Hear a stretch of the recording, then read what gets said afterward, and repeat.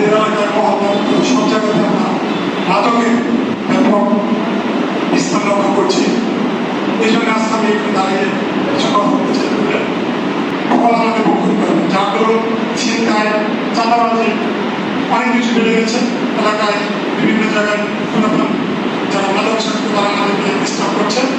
সকলের কাছে বিভিন্ন অনুরোধ জানাবো, সকলেই আপনারা সোচ্চার হবেন এবং আমরা আগামী দিনে যে পদক্ষেপগুলো নেব এখানে আমাদের সহযোগিতা করব।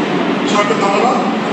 যারা মাদক সেবন করে, যারা মাদক ব্যবসা করে, তারা আমাদেরই স্বজন, ভাই অথবা সন্তান।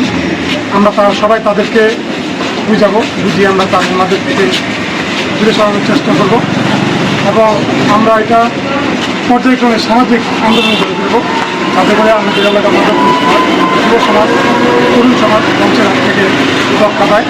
আমাদের আজকের এই বাগবাড়ি মহল্লা মসজিদটি 4টি মহল্লার কেন্দ্রবিন্দু, শেখাটি, নাগপাড়া, নারায়ণপুর এবং বাগবাড়ি।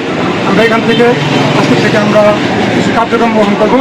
মাদক ব্যবসায়ীদের তাদেরকে ঘরে ঘরে বুঝাবো, তাদের গার্জিয়ানদের বুঝাবো এবং পরবর্তী তাদেরকে রিহ্যাবে দেওয়ার ব্যবস্থা করবো অথবা আইনের আওতায় এনে আমরা মাদক নির্মূল করার জন্য সচেষ্ট হব। এই জন্য আমরা সকলের সহযোগিতায় পর্যায়ক্রমে আমরা সারা শেরপুর জেলায় এই মাদক বিরোধী আন্দোলনকে সামাজিক আন্দোলনে